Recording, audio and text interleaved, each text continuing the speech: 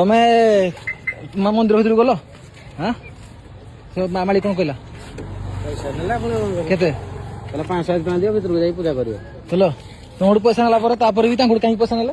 ଆମର ନେଇନାହାନ୍ତି ପଇସା ଆମେ ଦେଇନୁ। ନା ମାଗୁଥିଲେ ନା ତାହେଲେ ଭାଇ ଭାଇ ଯାଇଥିଲ ପୂଜା କରି ମାଙ୍କୁ ଯାଇଥିଲୁ ତମେ ତ ଭଲ ଦର୍ଶନ କରିକି ଆସିଛ। ମୋ ଦେହ ତ ଖରାପ ହେଇଗଲା ଯେ ମୁଁ ତ ବେଡରୁ ରେଷ୍ଟ କଲି।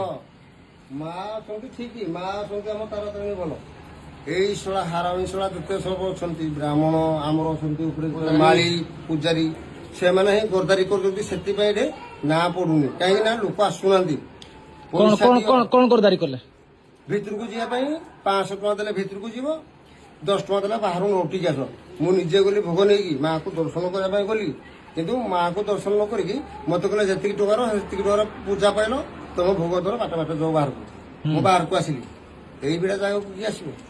ମୁଁ ଆସିଥିଲି ଲକ୍ଷ୍ମୀପୁରିଆ ହୋଟେଲରେ ରହିଲି କାଲି ରାତିରୁ ମାଆଙ୍କ ଦର୍ଶନ କରିବି, କିନ୍ତୁ ଆସିଲା ବେଳକୁ ଆମ ଫ୍ୟାମିଲି ସମସ୍ତେ ଆସିଥିଲୁ। କେତେ ବାଟରୁ ଆସିଥିଲେ? ଆମେ ଆସିଥିଲୁ ପୁରା ବହୁତ ତାଳଚେର ଆସିଥିଲୁ। ପର ଦିନରୁ ଆମେ ଆସିକି ପୁରା ଜଗି ତାଳଚେର ବ୍ରହ୍ମପୁର 300-400 କିଲୋମିଟର ଆମେ ଜର୍ଣ୍ଣି କଲା ପରେ ତାପରେ ଆମେ ଆସିକି ପହଞ୍ଚିବୁ ଗୋଟେ ଜାଗାରେ। ରାତିରେ ରହିଲା ପରେ ସକାଳୁ ଦର୍ଶନ କରିବାକୁ ଯିବୁ। ତାପରେ ବ୍ରାହ୍ମଣ ମାନେ ଏଇଭଳିଆ ଆମର ସେମିତି କରିବେ ପଇସା ପାଇଁ।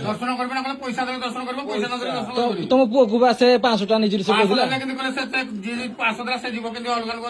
500 ଟଙ୍କା ଦେଲେ ଭିତରେ କଣ କରୁଛନ୍ତି? ମୁଁ କହିଲି ସେଇ ବ୍ରାହ୍ମଣକୁ ସେ ଯୋଉ ମାଳିକି ଅଛନ୍ତି ମୁଁ କହିଲି 2,000 ଟଙ୍କା ଦେବି ମାଆଙ୍କୁ ଠିଆ କରିଦିଅ, ମା ମତେ ଆଶୀର୍ବାଦ ଦେବେ ମୁଁ ଯିବି। ତମେ ପୂଜା ପଇସା ଅନୁସାରେ ପୂଜା କରୁଛ ନା। 2,000 କଣ 5,000 ଟଙ୍କା ଦେବି, ମାଆଙ୍କୁ ଡାକ ଠିଆ ହୁଅନ୍ତୁ ମତେ ଆଶୀର୍ବାଦ ଦିଅନ୍ତୁ ମୁଁ ଯିବି ଘରକୁ। ପଇସା ଅନୁସାରେ ପୂଜା ମାନେ କଣ? ତମକୁ 10 ଟଙ୍କା ଦେଲି ତମେ ନଡିଆଟା ବାଡେଇବ, ଏ ଦୀପଟା ଲଗେଇବ। ତାପରେ ତମେ ଯଦି ଦୀପ ନ ଲଗେଇଲ ମୁଁ ତମକୁ